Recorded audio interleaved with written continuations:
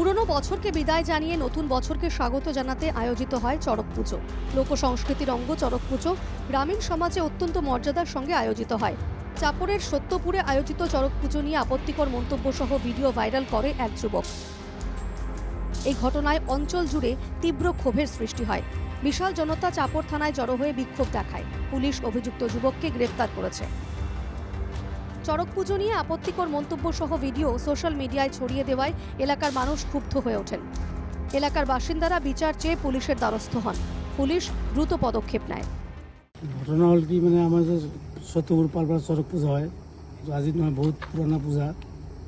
আজি এই মেলা অৱস্থাতে এটা ল'ৰা মুছলিম ল'ৰাই আমাৰ ধৰ্মৰ কিবা কিবি কৈছে, অশ্লীলভাৱে কৈছে। সেইটো পেলাই আমি থানাত ইজা দিছোঁ, ওসি স্যাৰে সোনকালে তাক ধৰিছে। চাপড়ের সত্যপুর চড়ক পুজো কমিটি জানিয়েছে, বহু বছর ধরে এখানে চড়ক পুজোর আয়োজন হয়ে আসছে। হঠাৎ করেই সোশ্যাল মিডিয়ায় একটি ভিডিও দেখে তাঁরা বিস্মিত। সেই ভিডিওতে চড়ক পুজো নিয়ে আপত্তিকর মন্তব্য করা হয়েছে। গোটেই চাপৰ অঞ্চলৰে সত্যপুৰ গাঁৱত আমাৰ বহুদিনৰ পৰাই এইটো পূৰ্বৰ পৰাই আমাৰ চলি আছে চড়ক পূজা। আজিলৈকে এনেকুৱা ঘটনা হোৱা নাই। আজি হঠাৎকৈ আমি ফেচবুকত এটা পোষ্ট পালোঁ, উচতনিমূলক বা ধৰ্মীয় বিভ্ৰান্তি কৰাৰ কাৰণে এটা পোষ্ট দিছে। গতিকে আমি থানাত এইটো ইনফৰ্মেশ্যন দিছোঁ, ইজাহাৰ এখন দিছোঁ। থানাৰ ওসি স্যাৰে আৰু পুলিশ প্ৰশাসনে গৈ তাক এৰেষ্ট।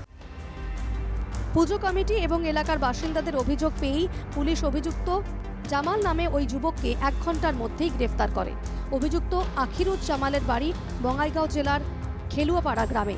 তবে কি উদ্দেশ্যে সে আপত্তিকর ভিডিও করে সোশ্যাল মিডিয়ায় ভাইরাল করেছে সেটা খতিয়ে দেখছে পুলিশ। চাপড় থেকে উদয়াদিত্য রায়ের রিপোর্ট, NKTV বাংলা।